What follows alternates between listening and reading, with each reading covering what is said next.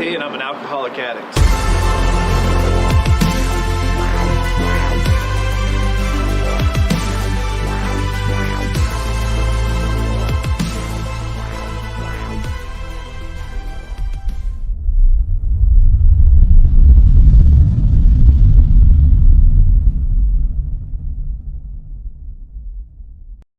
Welcome to Recovering Addict, broadcasting to you live from a basement in San Antonio. Tonight we will be returning to our connected child, but my name is Jake and I'm a recovering substance user. I was really focusing on dropping that San Antonio bit and messed up my own introduction. What qualifies me, my resume for sitting here in front of you this evening is a long history of trauma, addiction, long-term incarceration, domestic violence, growing up in an addicted home. And, on the more recent positive side of things, lots of counseling, lots of books, lots of a lot of books, a lot of meetings, big book, psychology books, and podcasts, treatment, lots, a lot. And so, like I said, tonight we are going to continue our journey into The Connected Child, a book written by Dr. Karen Purvis and David Cross, which is about TBRI. What is TBR, you ask? It is trust-based relational intervention. It is a method of parenting that is more focused on behavior modification than reward and consequence. It has been developed over a period of 20 years of scientific research to help children from hard places, a term coined by Dr. Karen Purvis. And a child from a hard place comes from 6 places. And I nailed the 6 yesterday morning. I've always missed the 1, and here they are. Stressful pregnancy, premature birth, early hospitalizations, trauma, abuse, neglect. Boom, 6. Really been thinking about this a lot lately, trying to remember what that 6th one is. This is really good coffee. I really wish my mom would have made decaf. Be humble, be kind. And, I like to give the disclaimer that, this book is written primarily for foster children, for children and international adoptions, among others. But as addicts, we have to let go of our ego and accept that we may have neglected and abused our children unintentionally. It's something that has happened. It is in the past. We do not dwell on the past, nor do we wish blah, blah, blah, blah, to shut the door on it. So please, I implore you, if be loving, be kind, be compassionate, and remember that, our children are what's most important. Any parent, our children are important, very, very important. And, it is our responsibility as humans to endeavor to reduce the suffering in the world. And, there's so much of it. So wouldn't it behoove us to alleviate even an incremental amount of that suffering just to make the world a better place? We can sit here and complain about how the world's going to hell in a handbasket or what have you, but change starts at the individual level. And the more people that can achieve healing, achieve self-actualization, achieve a growth mindset, the more people that we can lead to doing the same, to doing similar things. And before I get into the book, I figure it would be appropriate to address the Merc in the room, who came in dead last, by his own admission. Absolutely last. We got Big Hump, Humpty Hump, coming out of those digital bushes to grace us with his presence. I sure do miss you, brother. I hope you're doing very well. And, you will be in my prayers. Raylene, good evening. Greeting Merc and greeting Big Hump. Excellent. Random emojis. What is that? A peace sign, black heart, sunglasses. Cool shades. Big Hump. And then we got this guy. I don't know who lets this guy in. I'm not sure. But I do know that he's crying. It's like that movie Trading Places when they drug, when Eddie Murphy's going on about how he killed a guy when he went to jail, and the other dude's like, boy, when they drug you in here, you was crying like a pussy. That's what I think about when I think of Brad. Eddie Murphy being drugged in jail. Crying like a pussy. Where'd I go? I scrolled a little bit too much. Ooh. Claiborne, how goes it?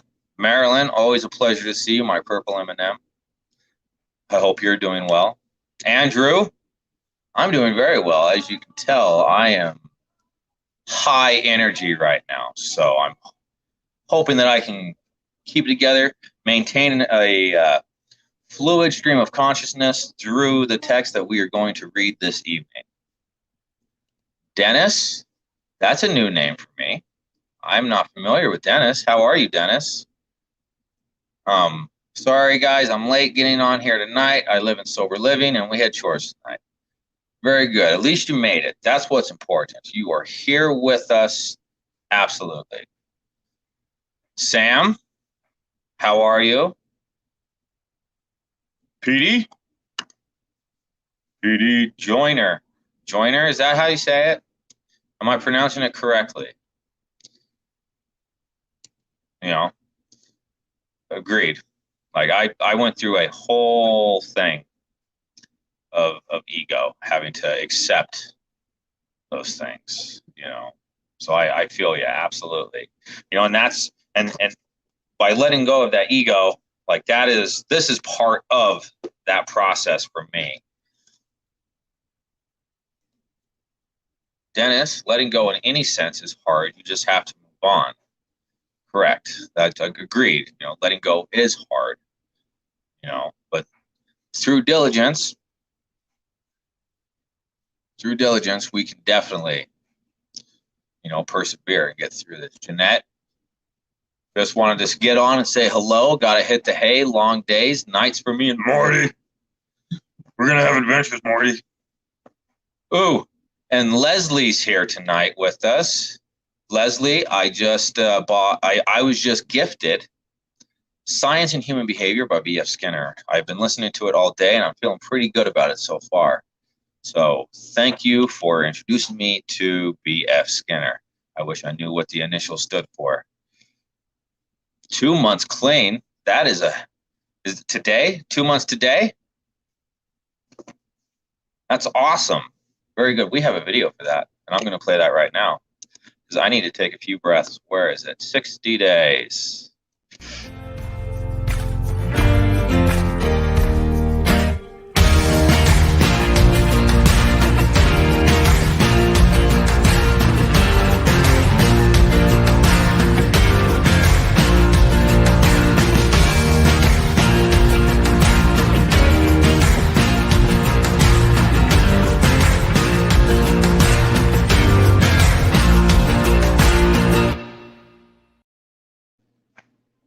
Absolutely. Keep coming back. It does work. It does work. Oh, Rachel made it. Very good. Oh, that was a horn. Good to see you here, Rachel. Sue? Kronos? Knock it off. Glad to see you. Excellent. Yeah, we had a conversation very briefly. You mentioned B.F. Skinner and radical behaviorism, and so that really that the name stuck with me. Oh, look, here's Brad trying to double dip. That guy.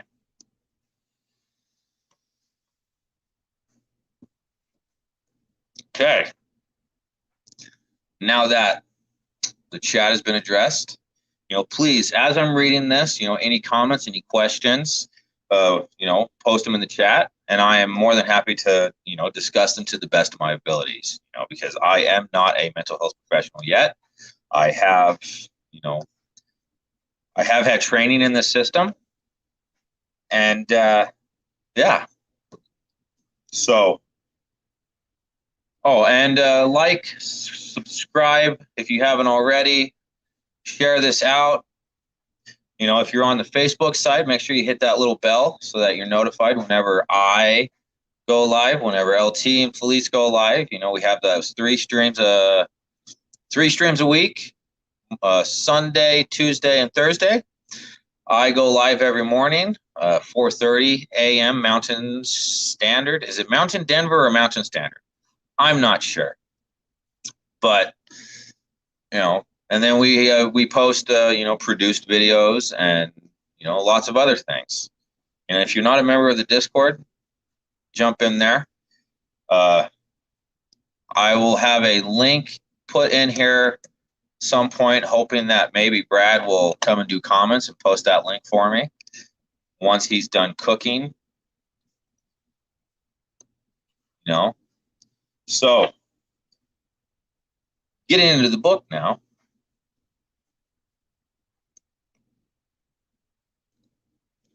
His school of thought, his operant conditioning theory is, I've heard it mentioned in some of the other books that I've listened to recently. So that's been a point of interest and, something that I'm really looking forward to diving into a little more deeply. So far, the science in human behavior has been going over the scientific method and talking about animal testing and observing the behaviors of animals because they're simpler and that can be observed over a longer period of time, and just those types of things that are completely unrelated, maybe not completely, but unrelated to the subject at hand. So forgive me, I digressed. Shout out, bookmark. So I believe we ended the last stream, the last Connected Child stream, at see misbehavior as an opportunity. And if we did get a little bit farther, that's we're just gonna cover this material again just to be safe. So see misbehavior as an opportunity. Shift your mindset so that you see behaviors not as a headache, but as an opportunity to teach a child new skills. Now, remember, an opportunity. So,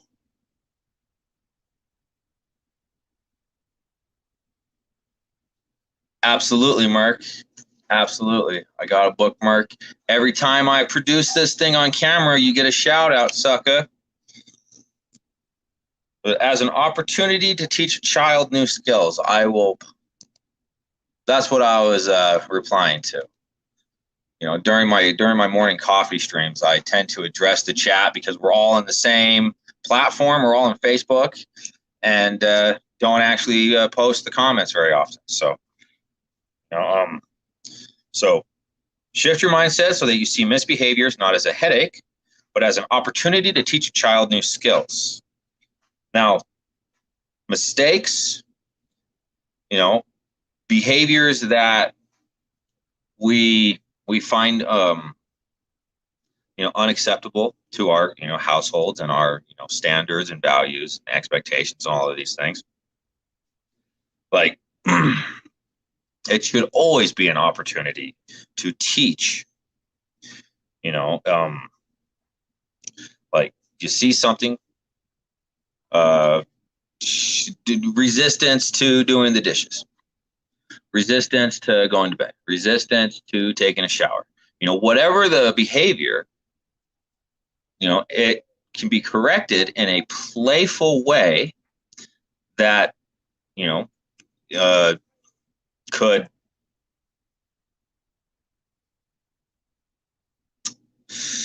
it can be redirected in a playful way that avoids negative viewpoints from your child. So when you spot poor behavior, respond by immediately redirecting the child to more appropriate action. Interact with the child as playfully as possible, and only escalate the response based on the opposition you encounter. Quickly give your child, gift, like it's a gift, quickly give your child the opportunity to redo the interaction properly and praise his achievements, his or her achievements, right? So we give the opportunity to redo the interaction properly and praise. So all of those things are negative, like, hey, will you do the dishes? No, I don't want it. Okay, would you like a redo? The dishes need to be done. It's your responsibility. Like, let's come over here and let's start this, right? And then when the behavior is corrected, hey, good job getting on those dishes, or whatever the case was, With this approach to discipline, there's no need for a debate, hollering punishments, or cross-examination. You teach your child to choose between appropriate alternatives. Even when you have to be firm and enforce rules, it's vital to remain respectful of your child as a person and mindful of his impairments. That's huge. Just because our children misbehave sometimes, there's no reason to shout. There's no reason to degrade. Will you please?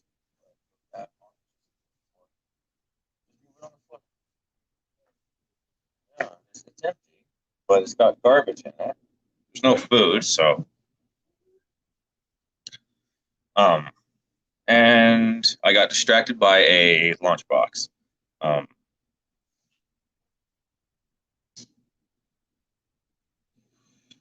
Yeah, so, we have to keep in mind that even when our children upset us, they are worthy and deserving of love.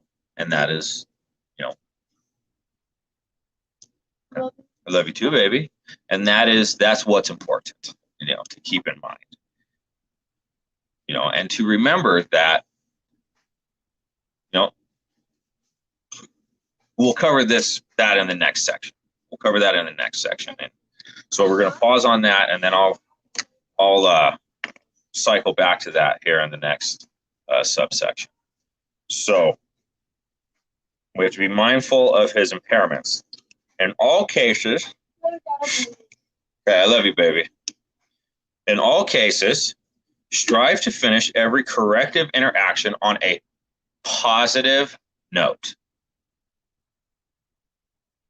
Positive note. Even if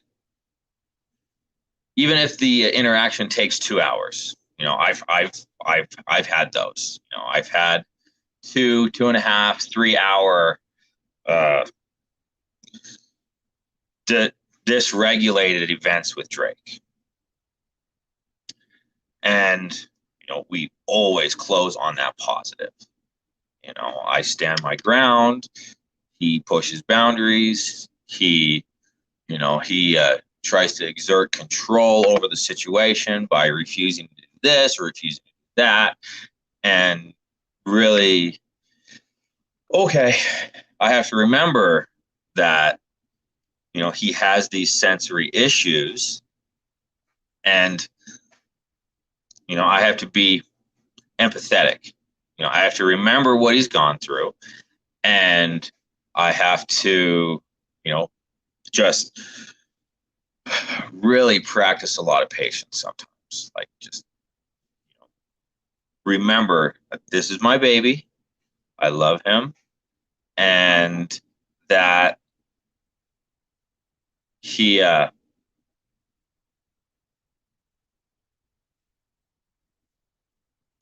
he has these sensory issues.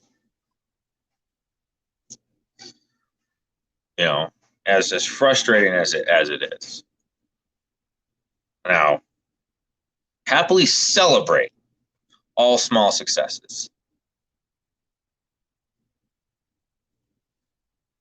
Then once a conflict has been resolved, the two of you can immediately return to playful engagement. Playful engagement, that is, I highlighted and underlined that one because that is huge. When I get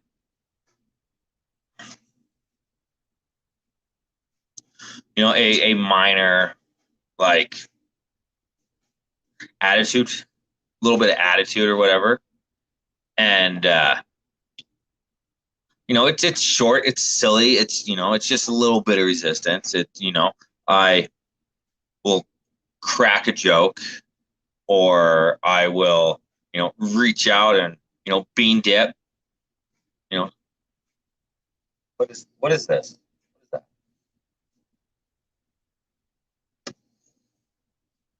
Hello. See that thing? I was getting. Here, you take that back.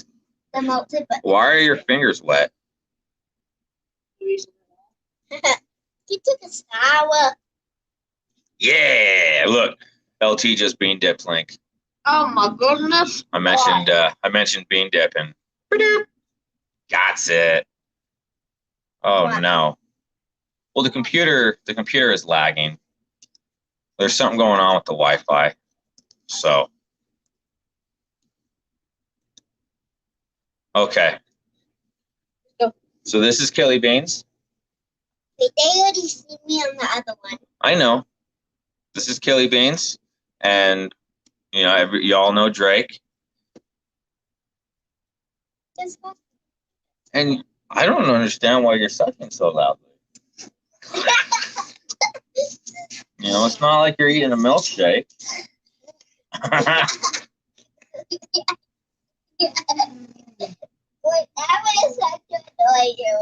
Oh, from the mouth of babes. So, okay, baby.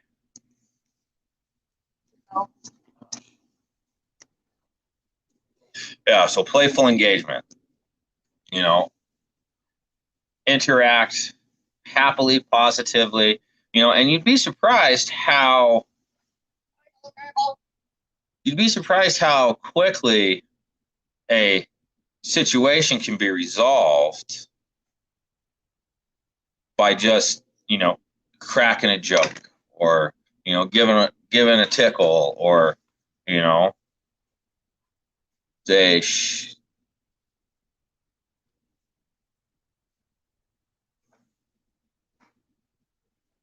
and then we're going to give, I guess, a shout out. Oh, geez.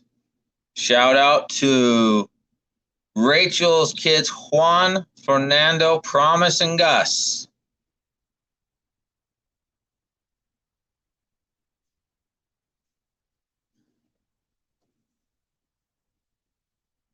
I don't know. I don't know how to do shout outs. I hope that was good. I hope that was sufficient. So returning to playful engagement, bearing no grudge about earlier misbehavior. And the computer lost internet, so that's cool. Whatever.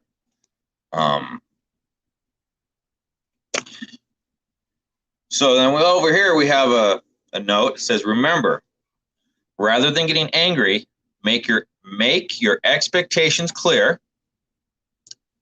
Model appropriate ways to communicate, and gently demonstrate to a difficult child that I want to help you do this right. With repetition, your child will internalize correct life values and encode the skills he needs for behaving appropriately. Oh, thank you, Shandia. I appreciate that. Trying to stay focused. Let's just get in that positive feedback loop and make this make this a little bit crazier. So the next section, like I said before, when we are keeping our children's impairments, their history in mind, we must, it is important for me to remember not to take it personally, and it's not just with our children. There's, people that, have done things to us who, it could have absolutely nothing to do with us. Our children are no exception. When they're overtired or they're hungry, haven't had, enough protein in their day to promote that healthy brain chemistry, or just really genuinely just don't want to do something and are willing to fight for it, fight to not do whatever it is you've asked, it is not an attack. Our children are not attacking us by, being resistant or being, having attitude or any of those things. They're just, they're little people, and they're doing the best that they can with, all this, with potential chaos in their heads.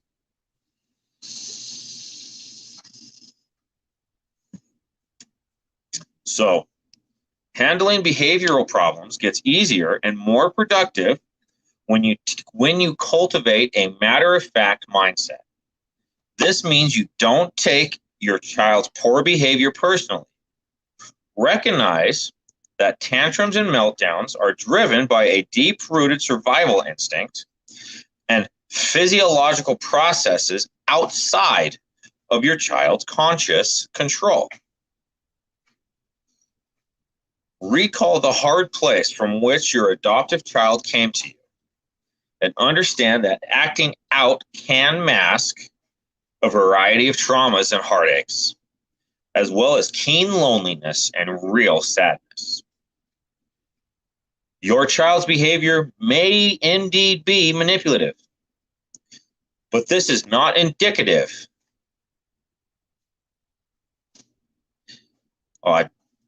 this is not an indictment of her character. That sounds weird. Indictment. Anyway.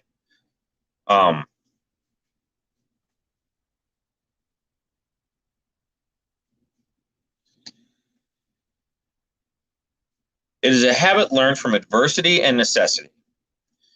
Manipulative behavior is a natural outgrowth of seeking to survive in a difficult environment.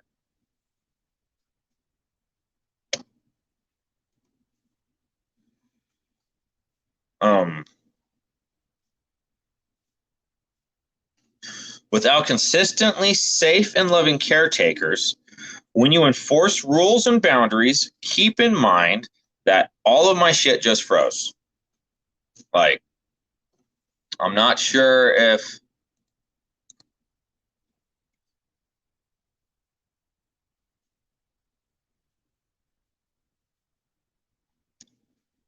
okay. So I'm still broadcasting. I had to get the desktop back up and into the StreamYard. I am sort of sad that I missed all of those comments are gone because of the refresh, what have you. And yeah, that sucks.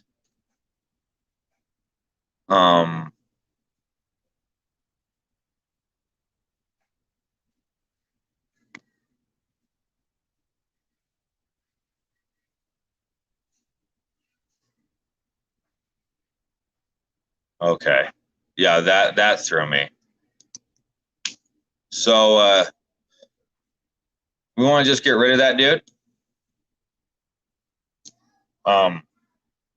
That's inappropriate. So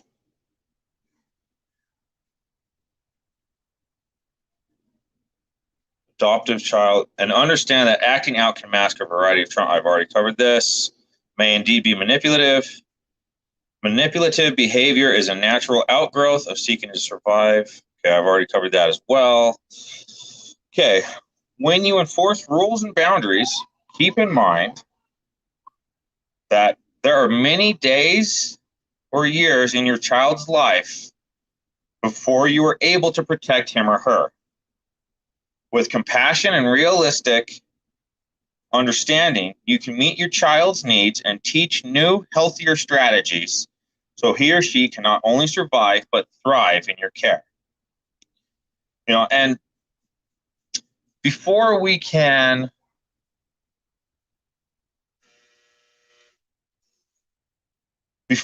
teach our children healthier strategies, we have to learn those strategies ourselves. So it's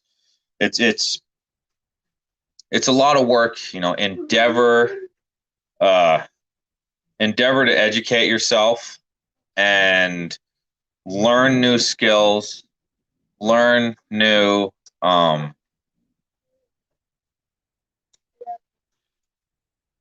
expand your knowledge base. I love you too, baby.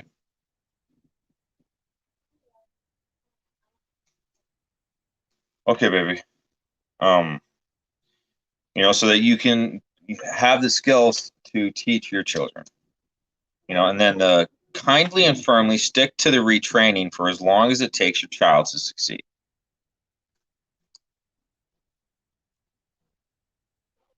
With this mindset, you won't berate your child about what he has done in the past, and you won't bargain with him about what he will earn in the future. You simply interact kindly and productively in the here and now and put him on the road to healing. Let's see. With this mindset, you won't berate your child about what he has done in the past, and you won't bargain with him about what he will earn in the future. You will simply interact kindly and productively in the here and now and put him on the road to healing. And I know that I read that twice. I am very aware. And I did write a note here in the margin, parental mindfulness. It's not what our kids did yesterday or a year ago or any of those things that should affect today. While being mindful of their history and the things that they have gone through.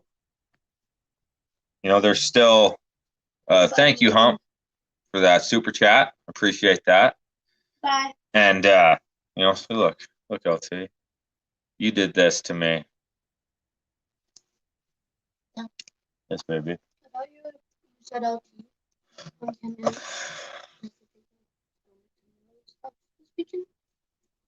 Is this something that we can discuss offline? Okay. Thank you. And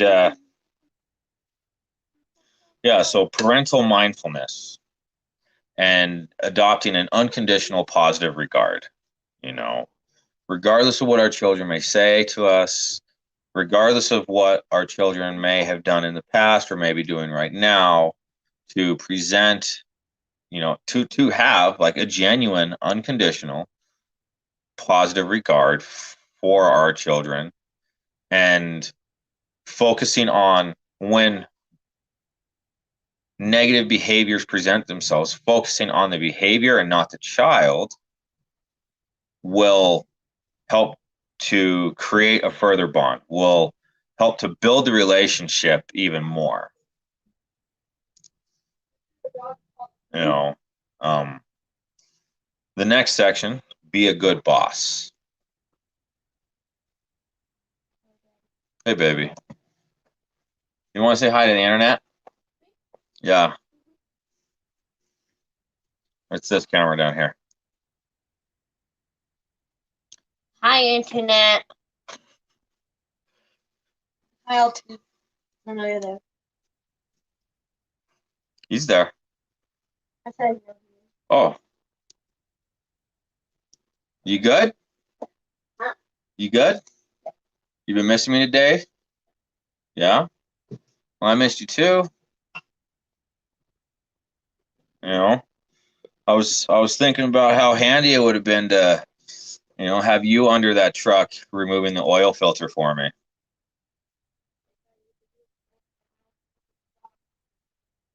Yeah? LT says hi, Drake.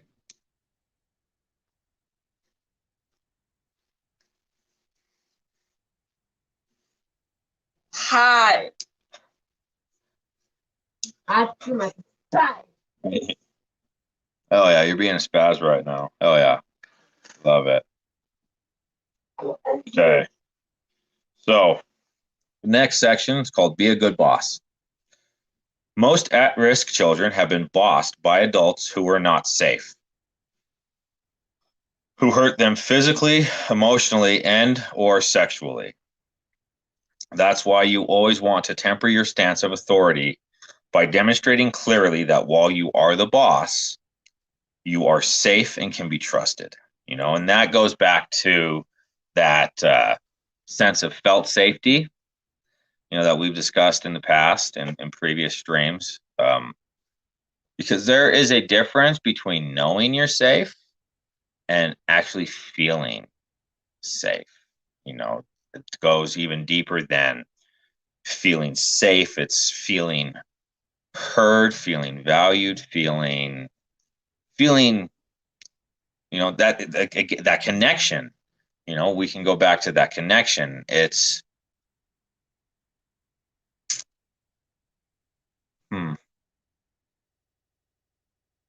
it's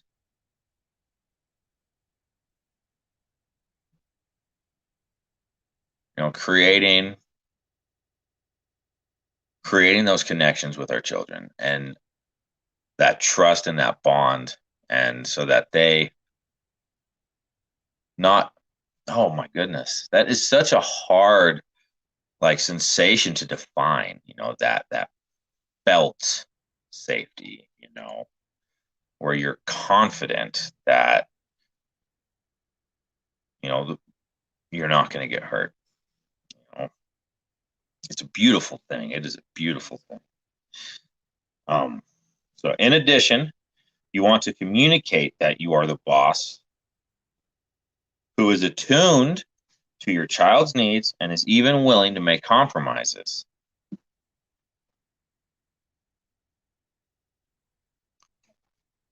Hey, Killian Beans, will you take that upstairs, please? Yeah. Thank you. And back into her game or whatever it was that she was doing.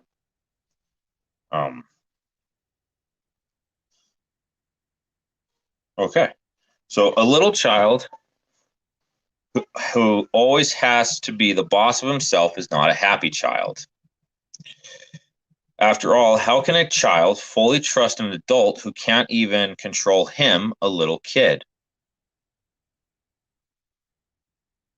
Though your child may resist at first, he is actually relieved not to have to be in charge, not to have to be prematurely self-reliant. Deep down, it is a relief for him to learn to trust and rely on a safe adult.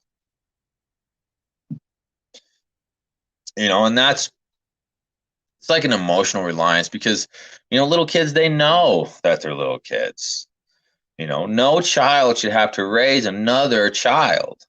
No child should have to raise themselves.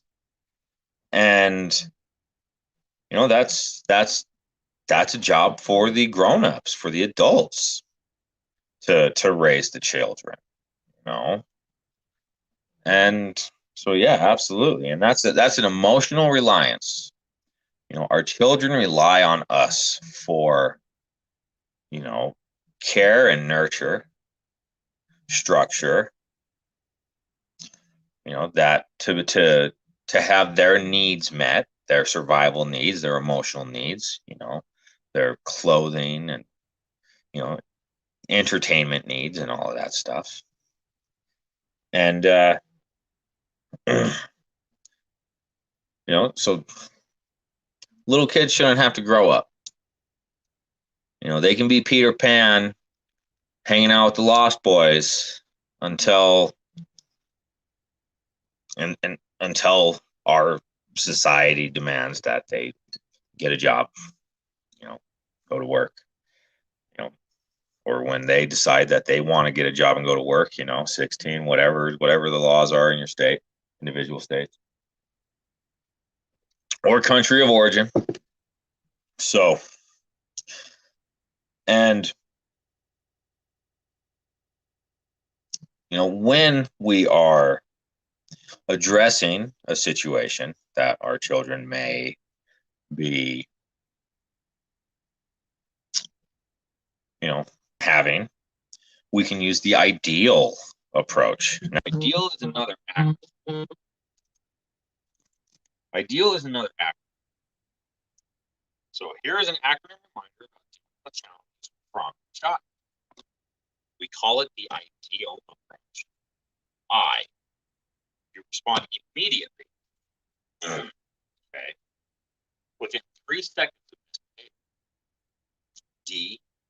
You respond directly to the child by making eye contact, and you can do this by using those scripts, let me see those eyes, or what is that one? Pause. Like I like to say pause, regardless of what Drake's doing, pause. That is a one word. It's a one word, command is too strong of a word, but it's a single word that I use that conveys a lot of information, and through repetition, we have established what the word pause means. It means stop whatever you're doing, look at me, let's have some eye contact. We're about to have a discussion, or, I'm about to ask you to do something, or, it's a cue,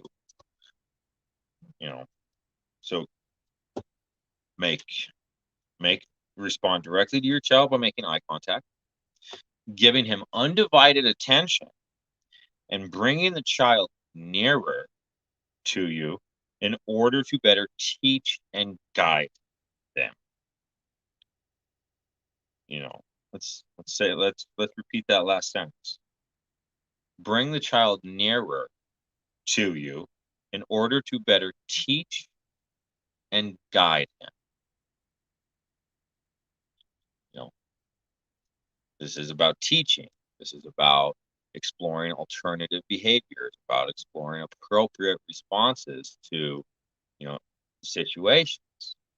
So E, the response is efficient and measured. You use the least amount of firmness and corrective effort necessary. You also use the least amount of words possible to make the point clear. Children from hard places, you can say more by saying less, because in their brain, their dysregulated brain, their traumatized brain, they may have a linguistic limitations where they literally cannot process that many words. So giving them this long lecture about their misbehavior, like it might not do anything. They just sit there silently waiting for you to stop talking and don't retain any of the information that you just spewed in their direction, which is use the least amount of words. Like in a previous example, there was Johnny who threw wooden blocks at his cousin. Mom used scripts. Let me see those eyes. Blocks are not for hitting. Let me see you play kindly. Would you like a redo? And didn't take anything, didn't punish. The only consequence that was that was even offered is, if you do this again, I will have to take the blocks away and you cannot play with them. Boom.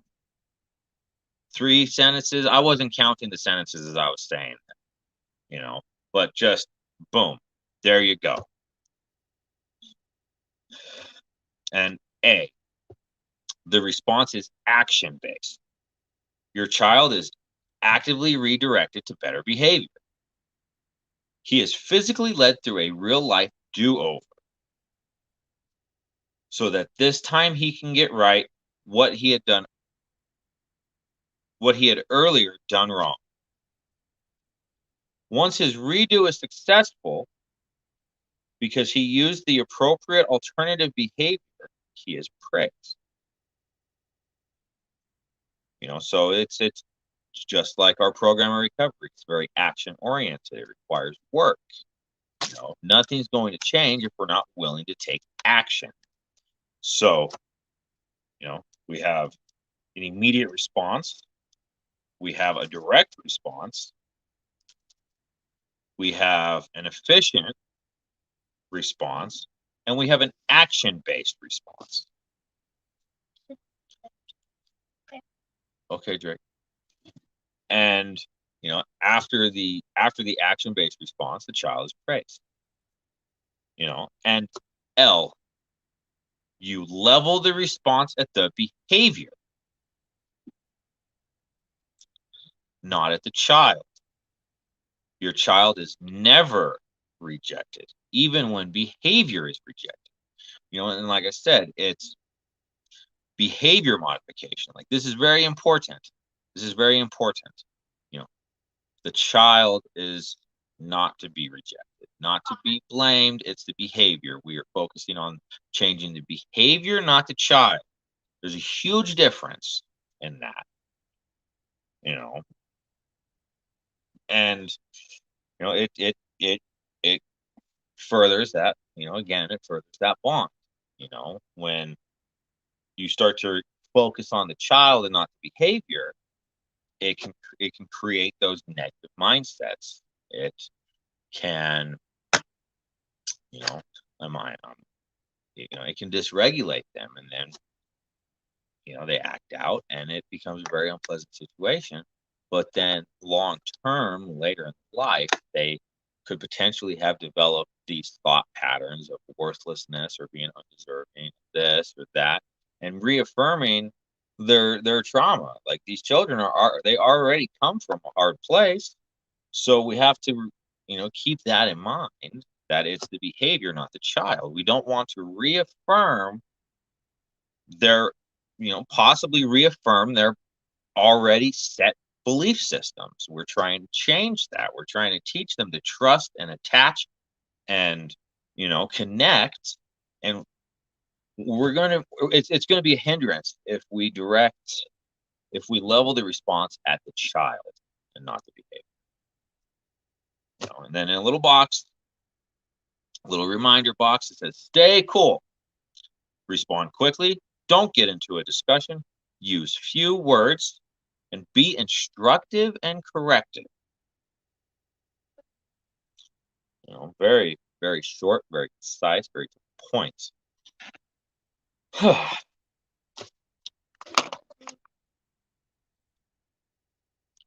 need to take a little break from talking, just a little one. I love you too, baby.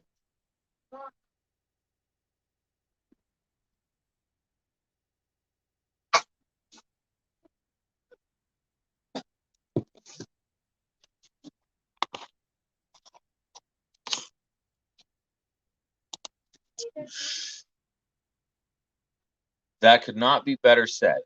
My daughter tried to kill herself because she thought it was her and not because of her behavior. She thought we did not love her, and it was her behavior is what I mean. Was there, so you understand, like, that is a very powerful and, heart-wrenching. You talking about Drake, Nicole? Heart-wrenching example of this exactly. It.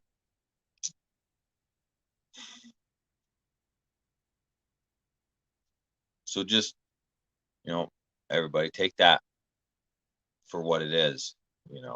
Um, I hope your daughter's well, and that, you know, um,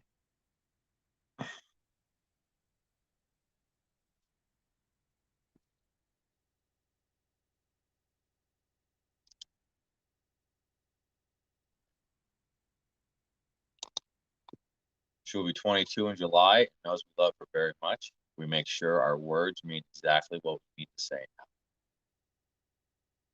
Awesome.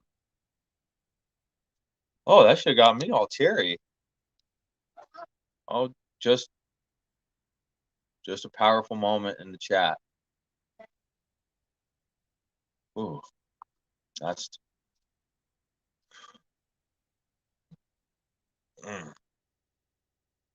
I'm glad you were able to work that out.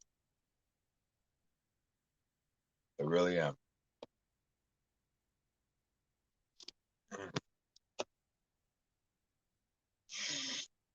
Everything went to hell. Okay. And yes, Drake did say that he loved me more. We used to have a battle. He would tell me that he loves me this much and hold his arms out, right? And then I would tell him I love you more. And he's all, no, you don't. I'm all, yes, I do. My arms are long. Well, it's true, Drake. It's true. You go ahead and be offended. It'll work out for you being offended long term. Not at all. Not at all, baby. So the next section. Whew. Yeah, that was. Thank you, Teresa, for sharing that. That was. Yeah.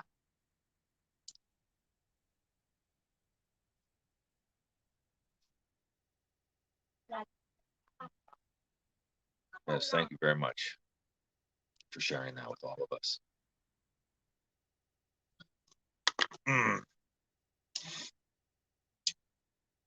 Oh, so the next section is called The Beauty of Redos. A little bit close to home. um, my oldest in 2019 tried to do the same thing. The reasons were a little bit different, but the end result would be the same.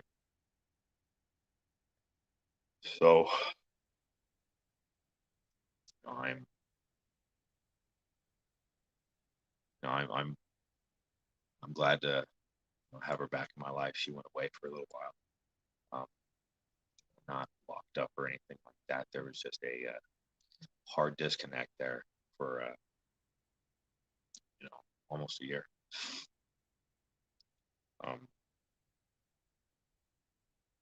So yeah, there's. Ooh, yeah, that was. I will not apologize.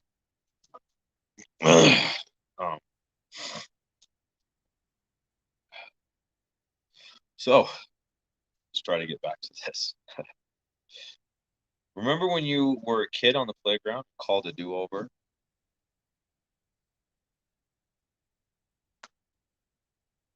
The same concept offers a great learning tool for kids. Redos give children a chance to practice new behavior in a fun and playful way while building self-esteem through success.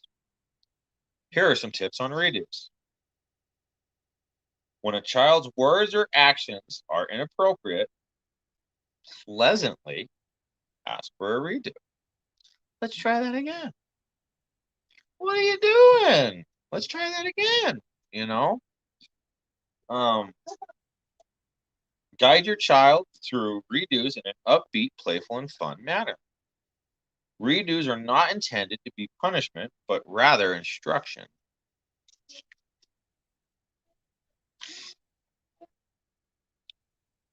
If necessary, demonstrate the redo yourself first by modeling the correct way to verbally or physically complete the action. Let your child copy the redo one or more times. Praise your child lavishly and sincerely upon completion of the corrected act.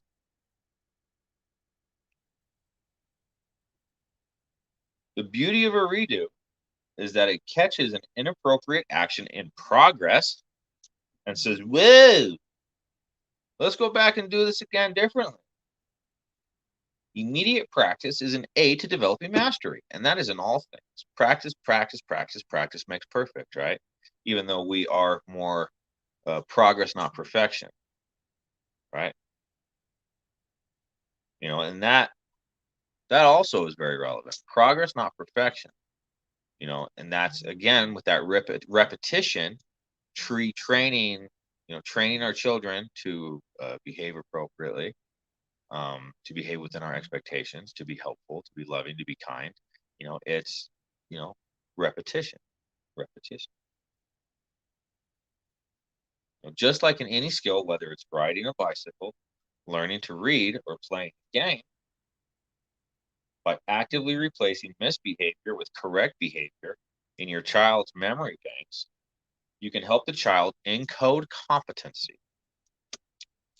A redo erases the muscle memory of the failed behavior and gives the child the physical and emotional experience of substituting a successful one in its place.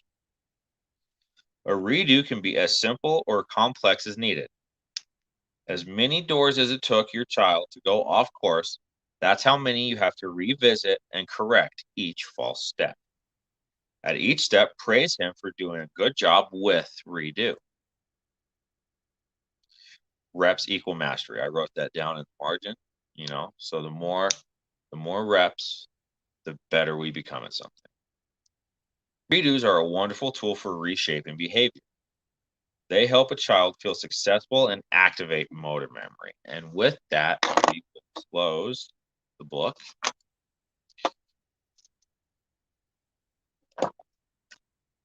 You know, let's give bookmark. There you go, Mark.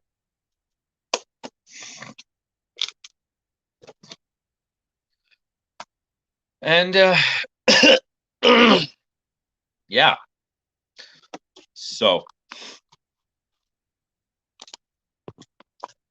excuse me. Nicole says, you know, in response to the I love you more, we have grown it into a sweet competition circle game.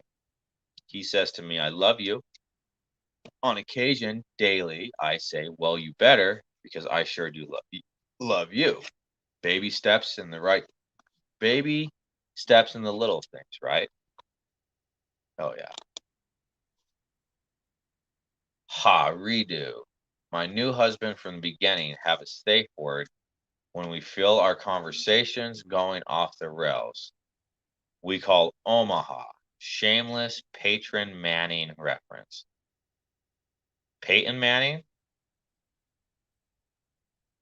Colts or Giants? Is it? Yeah, I don't watch football. More of a UFC guy. So if I messed up the teams, I apologize. Sorry, not sorry. Yeah, but that's awesome. So, and I think we'll close tonight with the Serenity Prayer. And yeah, so great. Stand up, sucker. Stand up, sucker. Come on, stand up. Like, I'm not standing up because I set up this shot. Yeah. Okay. Who are we not? God, grant me the serenity to accept things I cannot change, the courage to change the things I can, and the wisdom to know the difference. Amen. And with that, Don't put yourself in a high-risk situation. Stay strong, stay savage, work the program, and remember, we do recover better together.